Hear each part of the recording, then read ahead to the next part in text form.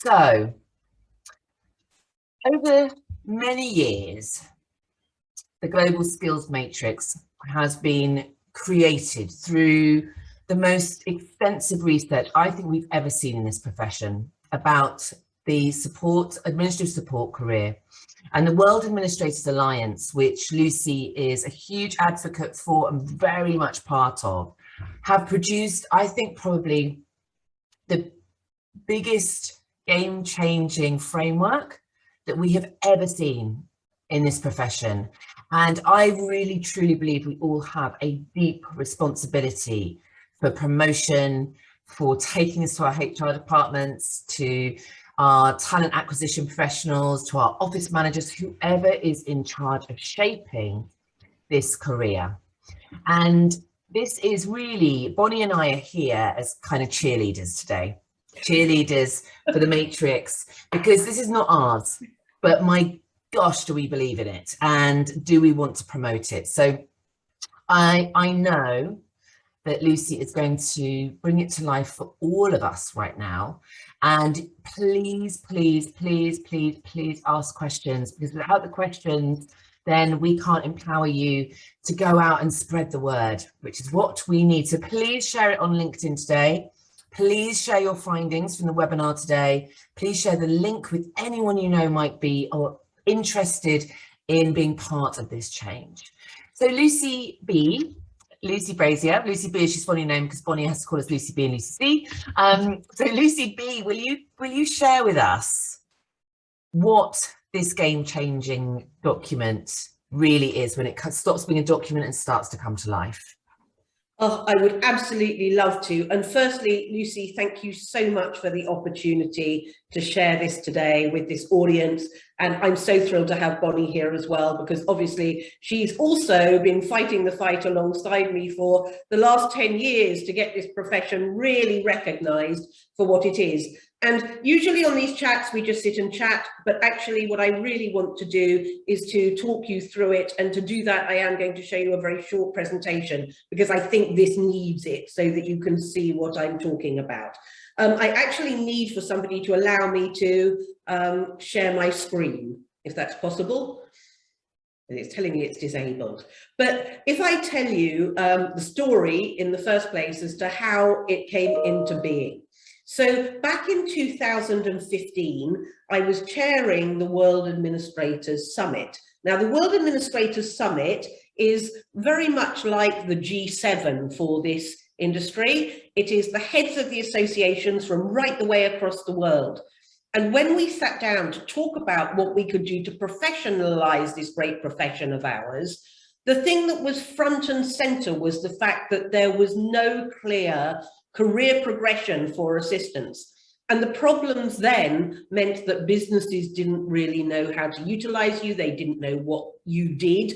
And we thought that actually it would be great if we could do some research to see what was happening out there.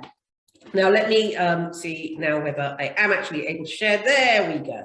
Okay, so the Global Skills Matrix was born, I guess.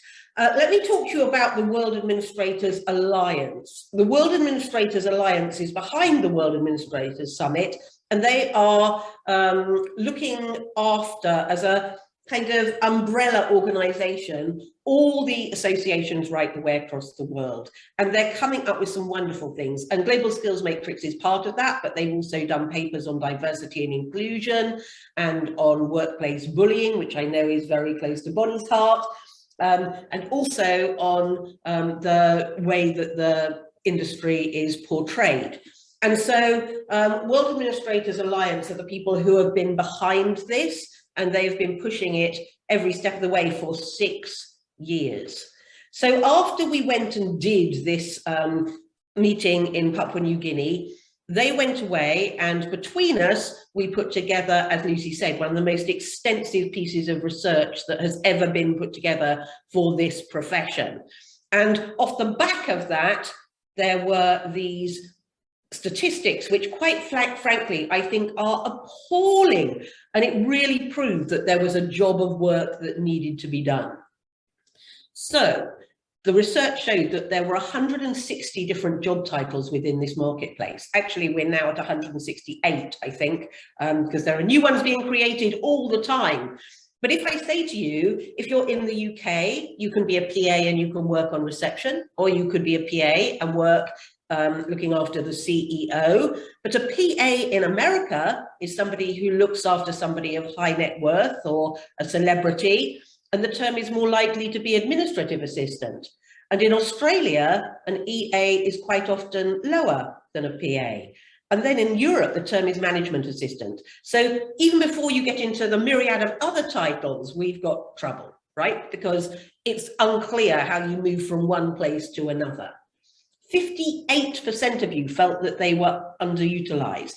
Now, that's the one that when I'm talking to HR departments about Global Skills Matrix, that makes them all sit up and go, oh my gosh, because of course, you're a fifth of the world's working population.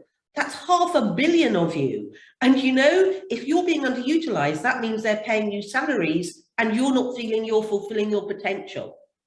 73% felt that their organizations didn't understand the role or the potential impact of using them properly. And I truly believe that if businesses were to utilize their assistants properly, you could change the economy. And finally, and this one is so sad, 60% felt that there was little or no opportunity for career progression within their organizations. So we had a huge job of work to do. We went back and we talked about how we were going to put it together. And I'll explain more about that in a moment. But I think what we have come up with in the end does a myriad of things. The first is that it champions the role as a career and not a job.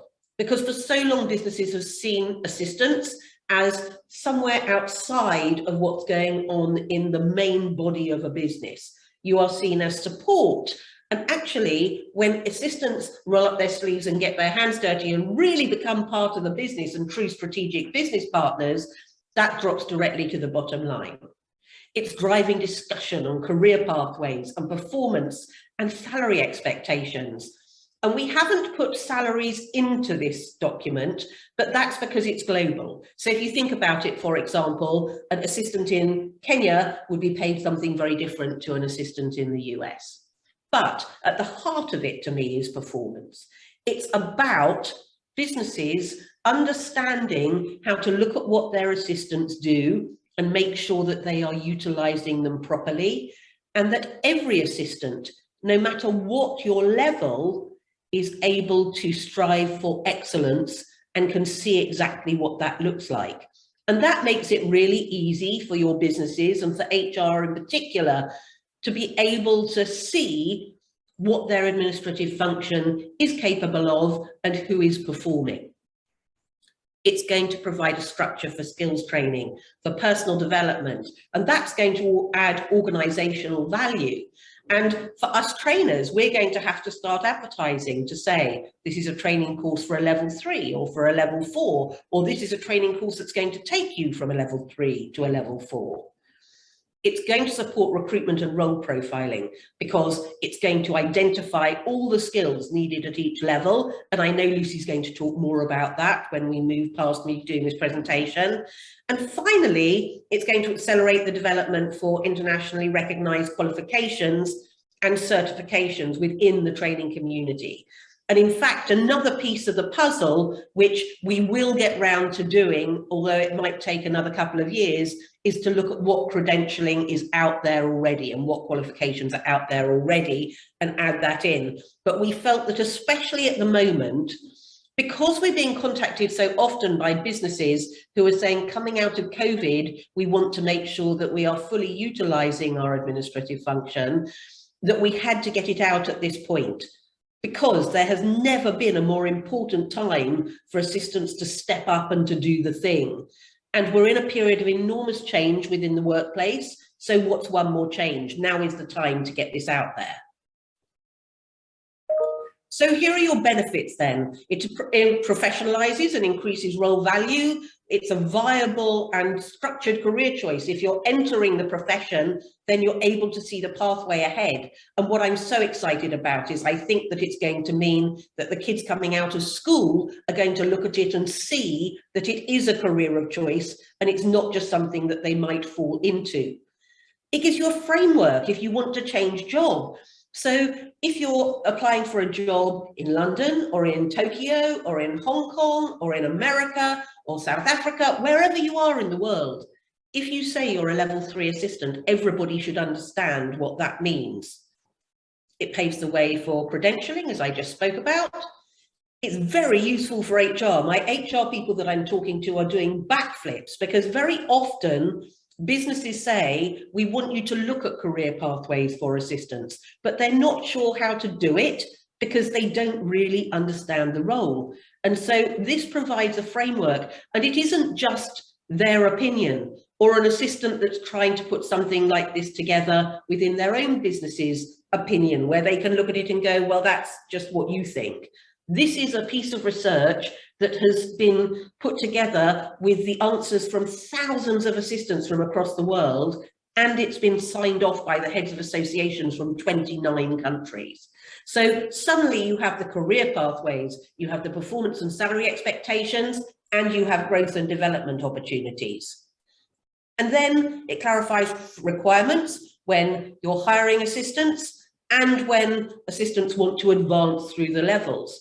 And one of the things I'm most excited about is that I think executives are going to look at this matrix and are going to go, holy cow, we're not using our assistants like this. And if this is the way the rest of the world is, then we're really missing a trick. And finally, it's going to give us scope to maximise the administrator's performance and their utilisation. Just before I show you how it works, I want to give a quick word about job descriptions, just because for most of you, you have job descriptions that are either entirely outdated or they're generic, and at the bottom it says, and anything else we might like to throw at you. Now, we haven't included job descriptions in the matrix, mainly because we didn't want you to look at it and to not see yourself there because your title isn't there. We want everybody to map what they have already to it, but you need and you deserve a current job description. Otherwise, they can't measure you against it when it comes to year end. So we have put role profiles in there so that if you're having to start creating a job description for yourself from scratch, there is an outline. But also alongside the skills matrix, there is also a tasks matrix so that you are able to look at what it is that you do and start to put together suggestions as to what a current job description might be. So here's how it works then, and it couldn't be more simple. It's 1, 2, 3, 4, and 5. And so level 1 is entry level. That's when you first go and start to work in an office. And you all remember how that was, right? You turn up in an office, you've never done it before. You have to learn how to answer the phone professionally, how to take messages. Maybe you might cover reception. You learn to do very simple data entry. And basically you're the general office dog's body at that point, but you're learning how an office works. Level 2 is where you start to build your secretarial, your administrative skills. So at that point, it's transactional, it's about tasks, and it's really reactive. But it's kind of the way that things were if you think back to the secretarial roles of old, where you're told what to do and you go and do the things. Level 3 is where you start to understand the business. And if I was to give you an example as to the difference between level 2 and level 3, at a level 2, if somebody said to you, you know, I want to book a meeting with your executive for 30 minutes. You'd look in the calendar, you'd find a 30-minute slot and you'd put them in. At a level 3, you would be saying, do we really need this meeting at all? Could it be an email? And what's the priority? And could it be 20 minutes if it does have to be a meeting? But the most important thing I think about level 3 is that that's the point at which you start to understand your executive's goals and their KPIs and what success looks like for them this year. I'm always astounded by the number of assistants that don't know that information, but it is key to being a proper strategic business partner. So at that level, you might be mentoring the people at 1 or 2, you might be starting to take part in running projects or being part of a project team. Maybe you are getting involved more with stuff that is going on in the business and really showing your worth.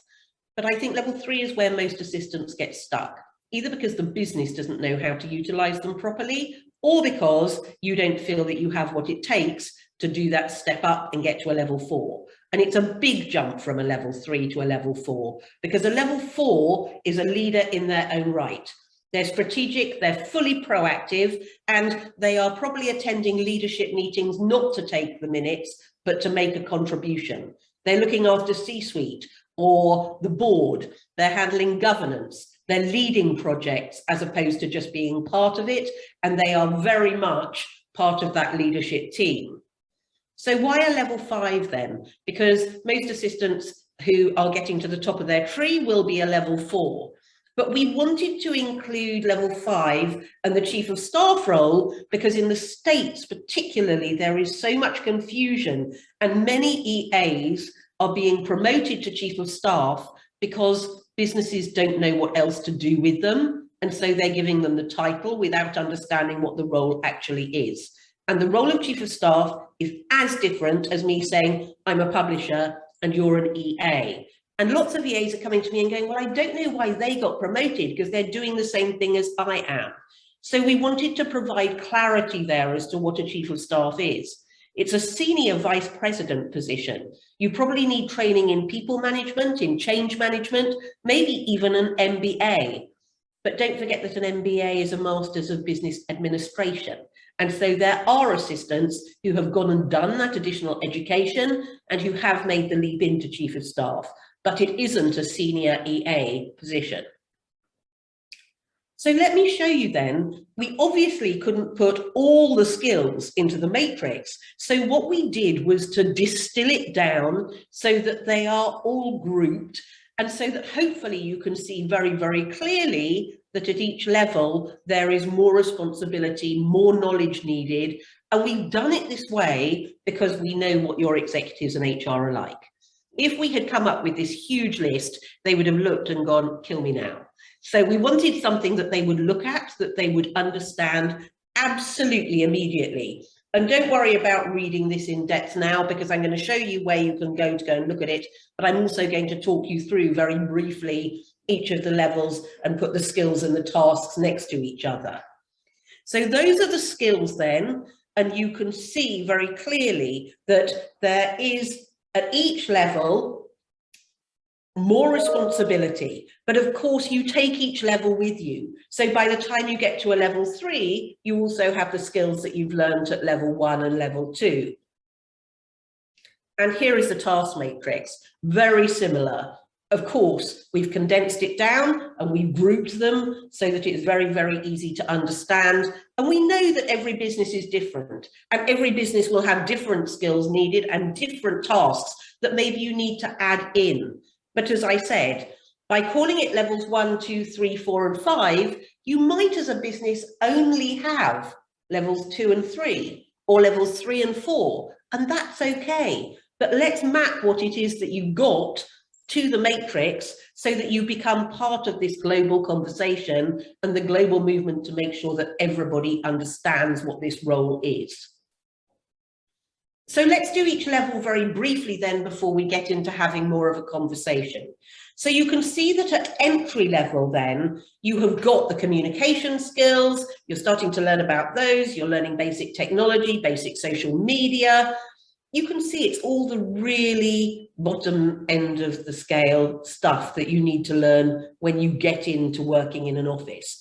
But you can also see at the bottom there, there's discretion and confidentiality and integrity and emotional intelligence and problem solving and self-motivation. Because of course, you can't suddenly get those at level 3. You need those right from the beginning of your career.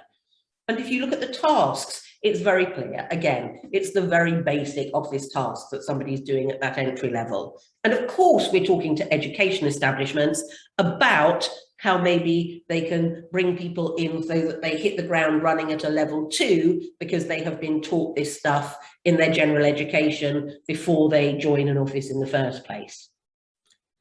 Level 2 then, you're starting to get your secretarial, your administrative skills, your communication skills are getting stronger. You start to understand the basic principles of office management. You're starting to understand prioritizing and time management and making decisions. But the kind of tasks you can see, when I said to you that at this level, it's very reactive and you're doing what you're told, it's learning how to do all of those tasks which are associated with a basic secretarial administrative role. So it really ramps up then at level 3. And at level 3, maybe you're starting to do a bit of people management. You're certainly starting to anticipate things and to be more proactive. You're getting much more digitally fluent, and maybe you're wanting to do some specialisms like design or data analysis. And you understand, as I said, the goals and the objectives and the KPIs of the organization. But look at the tasks on the right-hand side there. They are so much more elite than the kind of stuff you're doing at level 2. And it's very definitely more getting involved with the business and the way that the business runs and being far more used to your executive. But let's look at level 4 then, because level 4 is all about taking the lead. It's about really understanding the business and really understanding the strategy, getting involved in critical thinking and complex problem solving and analysis and evaluation. You're definitely a leader in your own right. You might be leading projects, but you are working autonomously and your executives trust you to make business decisions on their behalf. So you're going to have a total understanding of the key business areas and where you fit into that. And maybe you've taken on a specialism by this point and you have really advanced technical knowledge. So look to the right then. It's very much something, a role where you are driving things forward and where you are doing things off your own back without having to rely on your executive telling you what it is that they're needing for you to do. And then finally, the level 5. And the level 5, of course, the skills there, it's over 2 slides, this one, just because there were so many tasks that we had to put it over 2 slides. But you can see here that when I'm saying that this isn't a role which is an advanced assistant role, it is very much looking inwardly at the business to work out what the rhythm of the business is and to work out how you can make that better. You're leading your executive by talking them through where they should be focused. You're probably a stunt double and doing some meetings for them. So you have the executive facing out into the world and going out there and doing business. You have the chief of staff facing inwardly and making sure that everything is working properly there. And then you have the EA who is managing the day-to-day of the executive. And the best example I can give you of that is if I was to say to somebody, do you want to manage my travel plan? So the chief of staff would take the last 5 years of where I've traveled and where I've spoken. They'd work out where I made the most money. Then they would work out where I had to go and speak because it was about the relationships, and they'd look for anything new and would give me a proposal, a briefing document on what they felt I should be doing next year. And once that had been signed off, my EA would then take that and would make it happen, and would make it happen in the most cost-effective and efficient way. So can you see totally different roles there? And here are the kind of tasks that you would be expected to do at a level 5. So very different to what you would expect from a senior EA. So that's it then. And we're going to get into the conversation now. I'm going to hand over to the ladies and get them to talk about their bits, Bonnie and Lucy, and then we will take any questions that you have got.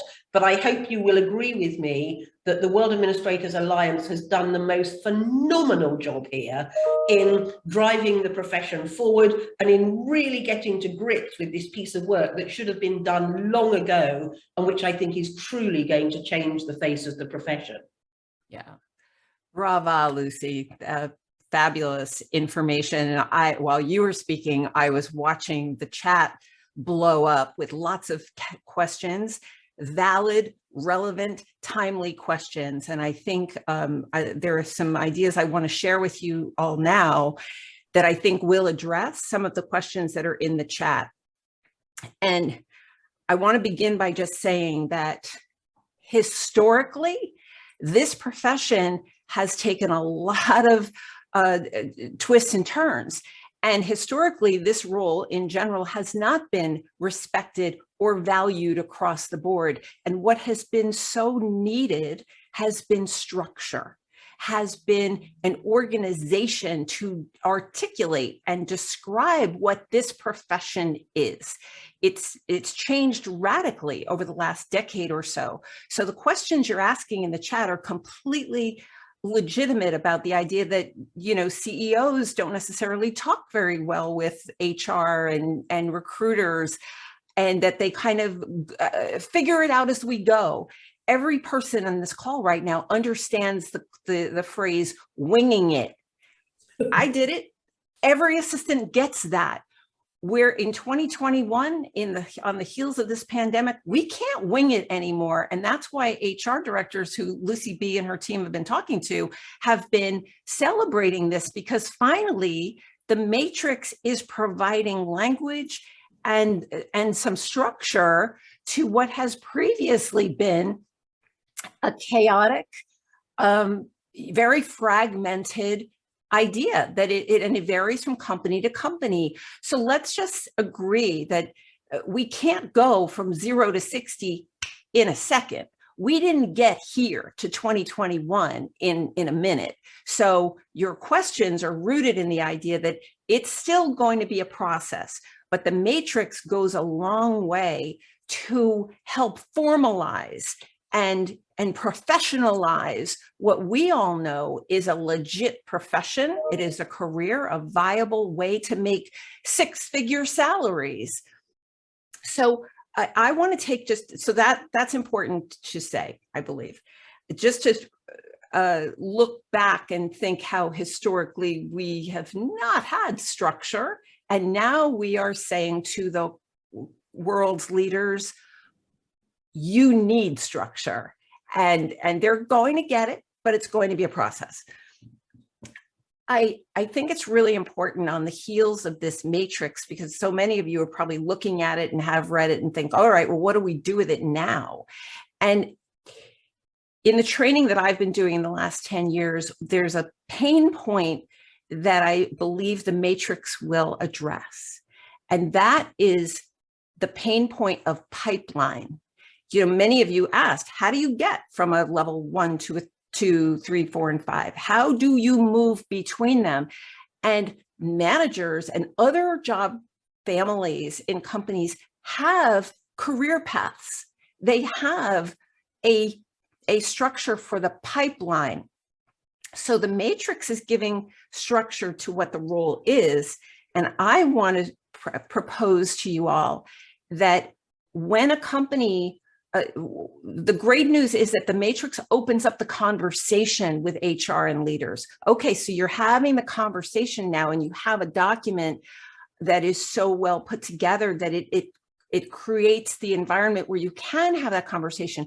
And then what? Then what's needed are assistants, seasoned assistants most likely, have an opportunity in your companies to then create a plan for the pipeline, for movement between those levels, and to evaluate, and that can be as a part of websites and job descriptions and onboarding, interview processing and onboarding for assistants, is that they're going to know upfront that there is a plan in place if they are looking to move from level to level, that there is a plan for pipeline. And what that does, my friends, is that enables cross-training. So if you have a really hungry assistant who's looking to move from a 2 to a 3, there could be a plan in place that allows that level 2 assistant to shadow a level 3 assistant, or to cross-train, to spend some time with those assistants, that has been lacking in the profession worldwide from where I sit. And another pain point that exists that I believe this whole conversation can address is the notion of backup. The idea that we have so many assistants worldwide who choose not to even take the vacation that they get. If you take a vacation, so many assistants are working on vacation. Why? Because there's a lack of proper backup. Well, if there's a pipeline, if there has been cross-training established, there's a movement afoot for assistants to provide structure for that too, for backup, for the ability to, because we know in the pandemic, we've been hearing a lot about mental health problems and burnout and, just drowning in work. Well, the matrix and providing for some planning of pipeline could address this issue too, that assistants are putting their fine minds on a structure for proper backup, because I can promise you, HR is too overwhelmed. They're not doing it. And leaders are not doing it either. They want the job done. And what I'm saying is offering each of you on this call is an opportunity to flex those leadership muscles and an opportunity to now reveal what for years you've been sitting there seeing and hearing. We know that assistants see and hear everything. Lucy B. correctly said that the time is right now. I have never experienced a better time where leaders and HR and recruiters are more open to receiving the information that you want to give them.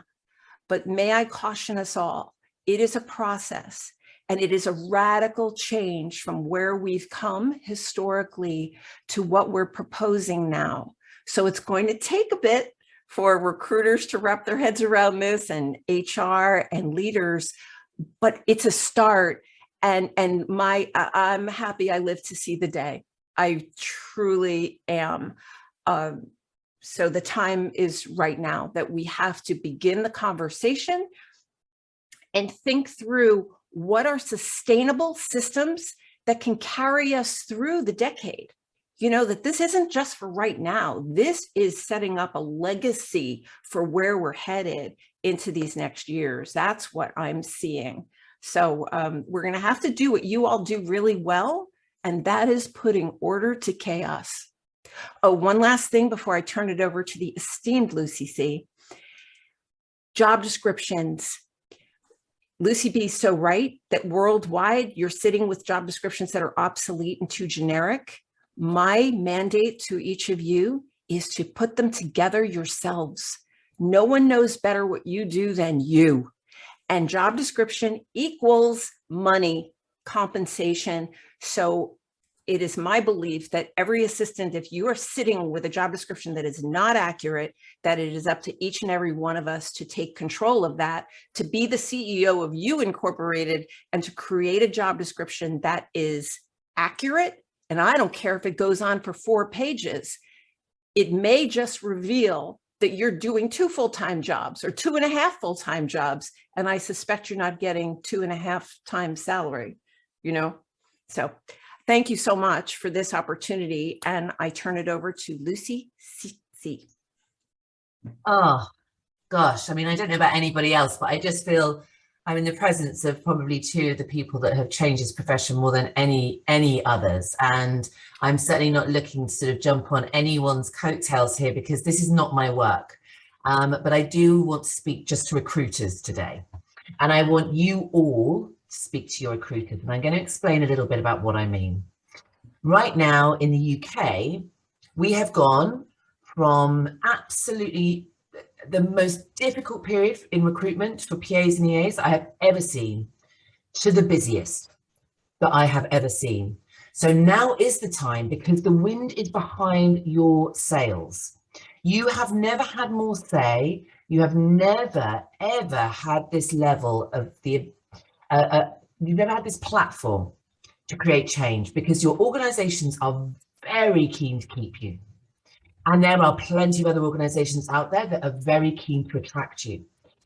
Now, in the middle of those two things, you and your skills and those organizations are us, the recruiters. So for the last 23 years, I have been working with you all, and I've had the privilege to be part of this profession for a couple of decades now, and I've never been more excited. But I know that we have to hold recruiters to account. So if you are working with recruiters, you ask them, have you read the Global Skills Matrix? Where do you think I fit into that? Where do you imagine my career heading? This is what I'm thinking.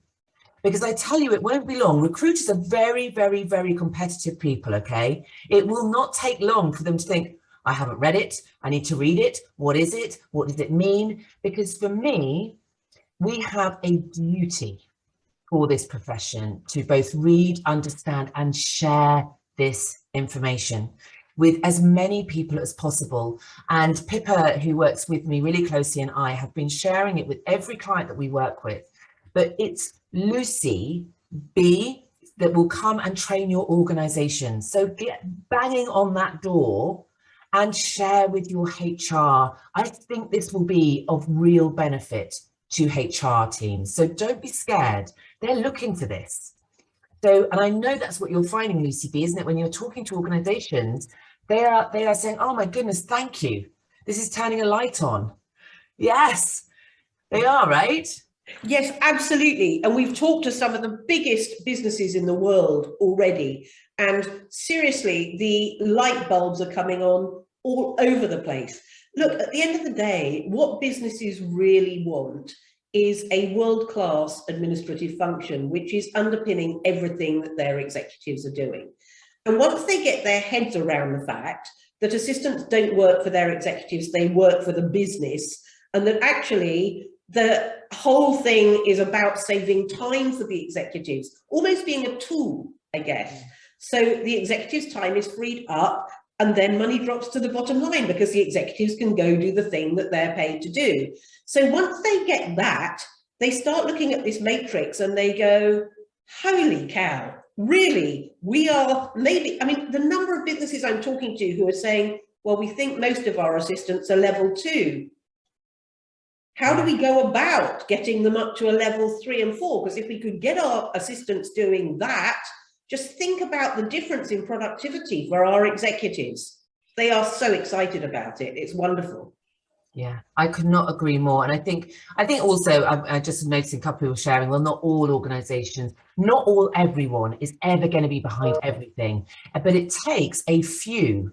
It takes one, then a few, then more, and then more. And suddenly it becomes a movement. But we have to take, there's something sometimes that I witness in this profession, which is it can't be done. It's never going to change. It's not going to happen. And that's because there's that strong sense of being othered. And I truly appreciate why that's happened. But we now have to take radical personal responsibility, each and every one of us, for this profession. And that means at every opportunity we share this information, because that's how change happens. And this is deeper than just a career matrix. This is about equity. This is about the opportunity to get a seat at the table.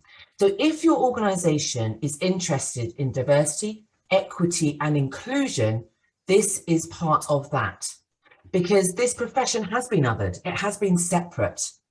And so actually, if we are going to support our organizations in reaching a sense of equity, a sense of inclusion, this is part of that.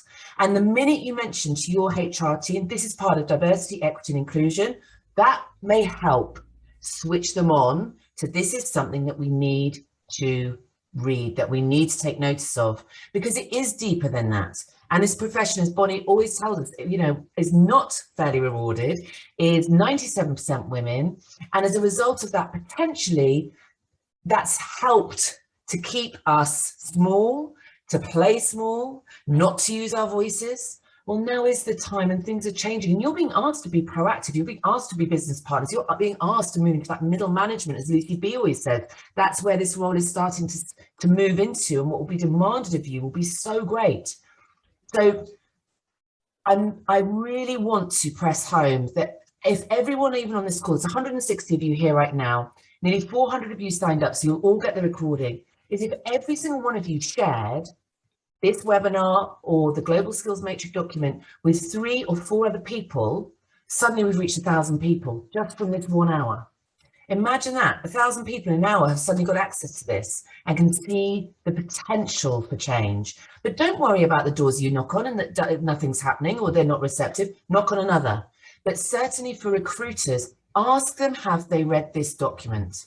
Let's hold my part of this profession to account too, because if we don't join hands with each and every part of it, you know, Lucy B and Bonnie with their training and development, us as the middleman, HR, talent, and you who are the practitioners, then the change will take so much longer. How quick will it happen if we all join hands and move in that direction together? So fast. So I think that was really what I wanted to add. And I don't know whether Bonnie or Lucy wants to respond to that or whether we want to get into the questions. What are you both feeling? I've got really riled up. I'm really pumped up. That was awesome, Lucy. I have just a quick note based on what I've seen in the chat, and then I'd love to shoot it back to Lucy B. For a very long time, assistants have felt alone in their work. You know, that they're an island in the sea of decisions that are being made for them, for you, and it can no longer be like that. HR is willing to wrap their heads around it, but there is resistance in play here. And I think Lucy B can speak to, you know, what you're hearing from the world about, you know, where any pushback has been, or what are the concerns for, you know, how do you prove you're a level 3, et cetera, et cetera. Mainly what I want to say is to everyone on this call is that you are not alone anymore in this. There are a lot of people all over the world who are recognizing that structure is needed for the administrative role, that there should be no more articles that say the administrative role is vanishing. Like, no, that's not happening. The leaders of the world need you by their side, either physically or virtually.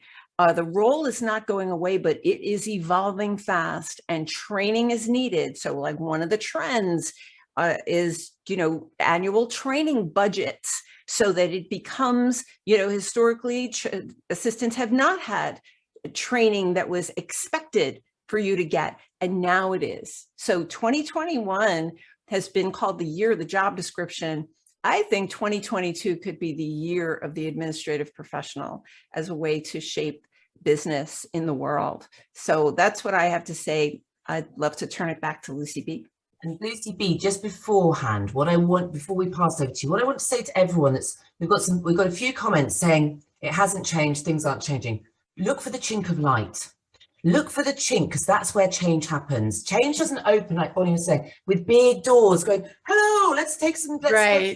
It doesn't work like that. It's a chink of light, and you get your foot in that chink and you put it in and you start to take action. So if the one action you can take today is to share it on LinkedIn, tag us all in, then that creates or starts to create a chink of light. So don't worry about what's not happening. Look at what's in your circle of control and then in your circle of influence, and work from there. Yeah. Work from there. Take that sense of empowerment and be like, okay, that I might not be able to do that. I might not be able to change that, but I can share this information. I can share it on LinkedIn. I can share it on Instagram. I can share it on Facebook. I can tag us all in. And tag your HR people. Tag the leaders, not only the assistants. Yeah. That's the thing. Tag the recruiters, you know. That's going to be the thing. It can't only be us anymore. It's got to be a collaboration. Yeah. What's so exciting to me is that, you know, we've got some really influential people who are getting this. So, for example, one of the biggest recruiters in the United States is about to cascade it to all of their clients. So that's going to be the kind of thing that really pushes it forward. But if you're wanting to know how you take it to your business, what I would be saying to you is, if you go to the World Administrators Alliance Global Skills Matrix site, which you'll see is being put up there all over the place in the chat, there is a letter there that you can take to your HR, or that you can copy and paste and send the matrix with that letter accompanying it. It's from Sarah Ripson. who is rated as one of the top 10 HR influencers in the world. And so it's written in their language and explained very, very, very clearly exactly what it is and what it will do for them. That is at the website, www.globalskillsmatrix.com. It's that easy. The other thing that I would say to you is that, yes, businesses are saying to us, this is phenomenal, but they're also saying, we have got 500 assistants, for example. How do we work out which levels they're at? And so this is another piece that we're talking about. How are we going to get that testing put together so that we can work through what that looks like? Because I think sometimes you'll say to an assistant, what level do you think you are on Outlook, for example? And they'll say, well, I'm a level 4, but maybe they're actually a level 2. So we need, I think, to develop some kind of questionnaire that is going to make it easy to work out through a scoring system, and probably behavioural psychologist, how that all fits together. But then you also get into questions about, so supposing you have a level 4 assistant and they're currently working for a level 2 executive, what does that mean? So I think for the businesses that decide that they want to implement it, it is going to be necessary for them to take a step back and to say, what is it that we need as a business from our administrative function? And I think many businesses are doing that anyway, coming out of COVID, because right now the executives need their time freed up so that they can go and save the world and keep us all safe, and in some cases even to save the businesses. So they need you functioning at the top level that you possibly can be. And as I said earlier, you know, if you are a level 2 assistant or a level 3 assistant and you don't want to move higher than that, that's absolutely fine. But let's make sure that at each level you're operating in excellence so that the business is getting from you absolutely what it is that they need. Yes, yes, yes. I'd like to add a point, and that this is as recent as last week. You know, I'm involved in many, many groups, and I receive job postings from recruiters all over the world. And these recruiters are simply feeding to the world what HR or a hiring person at the company is feeding to them. And I want to say openly that, you know, if you've been doing this work for 7+ years, you absolutely know how to read a job description to be able to say, to be able to evaluate how many hours is this really going to take me every week to do. And I see some crazy job descriptions that are absolutely, without a doubt, essentially 2 full-time jobs. Absolutely. Now, on one hand, you can't blame them from trying, but you can.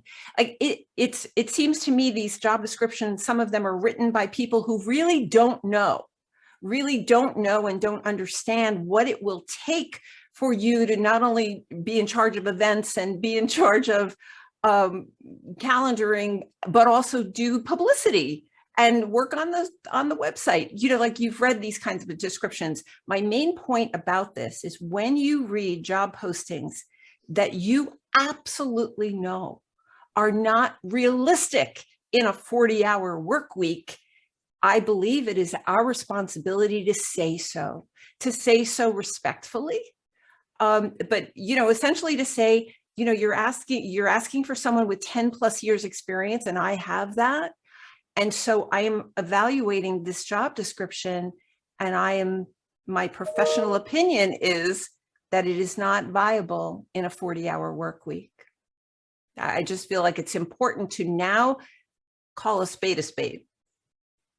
I agree, Bonnie. And the other thing that I've been asked by several of the HR departments that I've spoken to is, so I've got a level 4 assistant, shouldn't they also be doing all the things that are at a level 2? And I'm saying, well, much in the same way as I say, for every hour that an assistant saves the executive, that drops to the bottom line. You're probably far better off having a level 4 doing the things that they're meant to be doing, and maybe giving them a level 2 assistant to support them doing all that stuff, because that's going to free them up to assist the executive that they're looking after at a much higher level. You know, it opens a huge can of worms, this document, but it's a can of worms that really needed opening. Yes. And if it starts discussions and gets businesses thinking more about how they utilize their assistants, then we're winning. Yeah. Without a doubt. And that is the nucleus of change. Unless we push back on something that is patently unrealistic and unsustainable, because every one of us knows what a 12, 14-hour day feels like. You can do that for a little while, but that's not sustainable over time. And this right now, between the matrix and these documents and this conversation, this is our opportunity to bring some realistic order to what the future is going to look like for this profession as we move forward into this 24/7 nonstop global world where we're dealing with several time zones every day, given the realities of international business. So HR and recruiters won't know that a job description is really is not realistic unless we tell them. And you're the ones who are going to be asked to do these tasks. So you better call the shot before you say yes, as opposed to after. Yeah, absolutely. And I think that if you go onto the website, where I hope you've all got on the website, I hope you've all already shared on LinkedIn, but the letters that you can utilize with your recruiter, with your HR, with whoever is looking after hiring and development, they're so easy for you to literally attach. Everything has been made easy for us, I think, in terms of promoting the Global Skills Matrix, which is transformational itself in terms of being able to start the transformation. And Lucy B, if somebody wants to reach out to their HR team and say, hey, we need to have a conversation about this, and that HR team wants to speak to you or to speak to the World Administration Alliance, what happens next? How do they take that action? Well, on the World Administrators Alliance website, there is a document called How to Use the matrix, which explains all of that. And there's an email address there which takes you through to Vicky Faint, who is in charge of organising all of that. But both Helen Monument, who I can see is on the call, who really has driven this thing finally getting over the finishing line, and so hats off to her. But both she and I have committed that this year we will talk to any HR department that wants us to about the matrix. So, and we're finding that that's really, really useful way to go about it. But also, you know, if any of you have got networks or events or whatever you want, we're quite happy to roll up and come and do the presentation there too. And actually on the website, there is also a recording of a webinar which Helen Monument, the chair of the World Administrators Alliance, and I did on the on the Global Skills Matrix, which you're able to download. So you could actually do that too, and just play it as a webinar to your networks if you didn't want to get us there live. Helen, do share that if you get a moment, just because yeah, that just sounds incredible. So do we want to move, because oh my goodness, it's 5 to 3.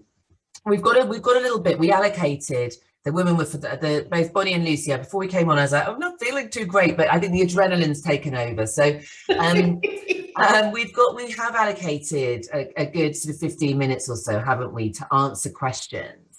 Yeah. So, and I know that I am not the best person, unless it's recruitment related today, to be doing that, but I really want to encourage you to ask those questions. We have got so many in the Q&A box. To say, Lucy C, based on the chat. You go, yeah. From Lucy B, could you go first? But then Lucy C, I think you would have something to say about this. One of the burning issues that's in the chat is the whole notion of age and degree, a college degree, that's a pain point we hear, that I hear a lot. Lucy B, could you talk about skills? I've heard you talk about the need for the focus on skills versus a person's age versus the idea if they have a degree. Could you both address that? Yeah, I don't think that a degree is necessary to do this job. I don't think that, I think if you have come in at the bottom level and you're a career assistant and you have worked your way up, you will learn on the job. I don't have a degree as a publisher. I started at the bottom and I worked my way up. There are companies that are saying that they want people with degrees, maybe at the very, very highest level, if you're coming in there having not ever been an assistant before. But, you know, otherwise, get with the program. What you actually need are the skills that are there. The other thing that I'm going to interrupt you 1 second. The HR people who you and your team are talking to, are they validating that idea? Are HR people saying, you know what, we're not thinking that the degree is so much of a requirement anymore? Is that... We haven't had that discussion at all, Bonnie, to be honest, but nobody has mentioned degrees at any point in the conversations that we have been having. Isn't that interesting? At all. Not once. I'd love to add to that, because obviously that is something I can speak to, is what happened about 8-9 years ago is all employers suddenly became obsessed with degrees as some sort of, there was some sort of attachment to capability. It has changed. It has totally changed. And one of the most wonderful things about people paying attention to diversity, equity, and inclusion is there is a stronger sense that actually it's about the person and the skills and the mindset. I promise you, your mindset is every bit as important as the skills and your experience. And what I mean by that is your willingness to learn, your demonstration on your CV of your willingness to grow, to change, to adapt, to adopt new skills. That is what people are interested in.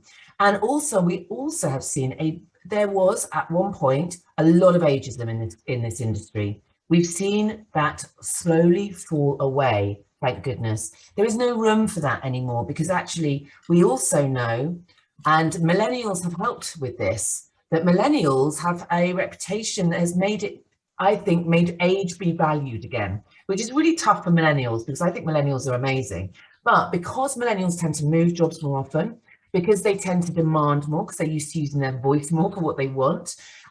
Actually, we are seeing a lot now of our clients saying we want somebody with plenty of experience, because they know that they're likely to have much more longevity, because that person knows who they are, knows what they want, knows where they want to be, and probably not going to go traveling in a year's time or change career in a year's time. So mindset is also about letting go of our perceived blockers to success.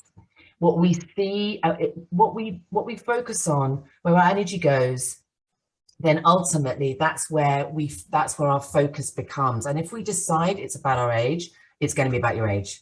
But if we decide to work with recruiters in partnership and discuss all of our fears, I promise you we can help to assuage a lot of those. Lucy.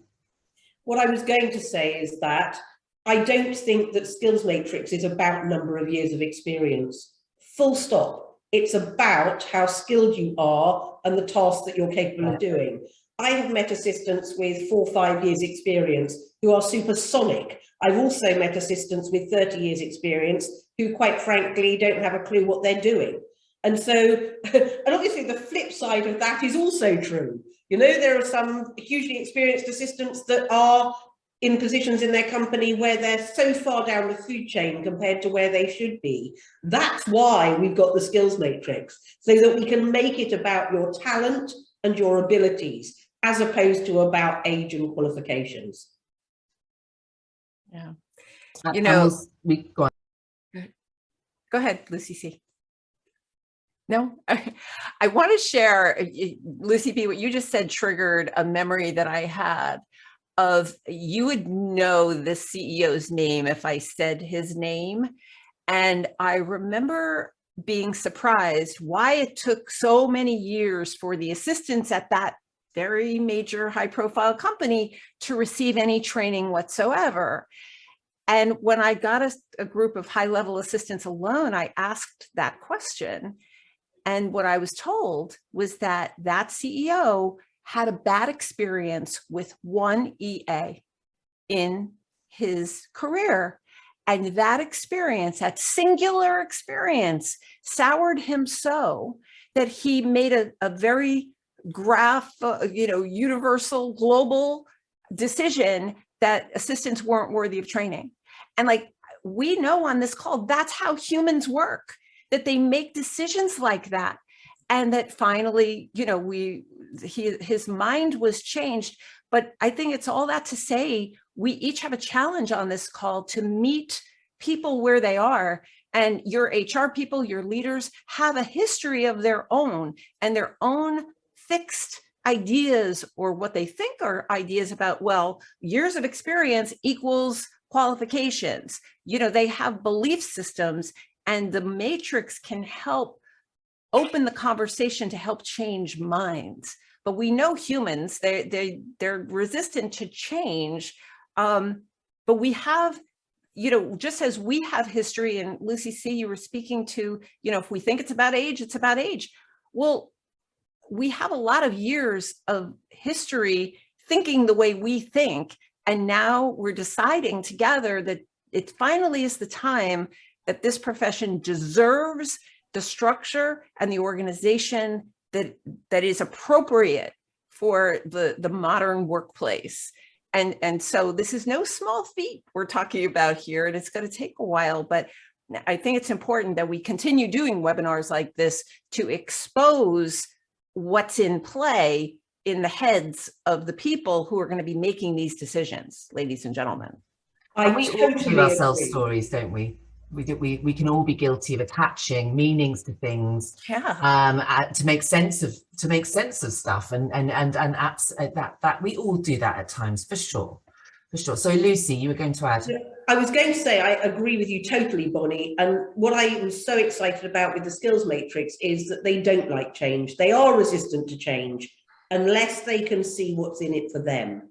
Yeah. And that's the piece that we have worked so hard to make sure is in place, so that you can take it to them easily and they are going to be able to see what's in it for them. Because even if they love you and you're their favorite person in the office and you're a perfect partnership, wonderful. But actually what they really care about is what's in it for them and what's in it for the business. So as long as we're presenting it from that point of view, I think we're likely to get to where we need to be.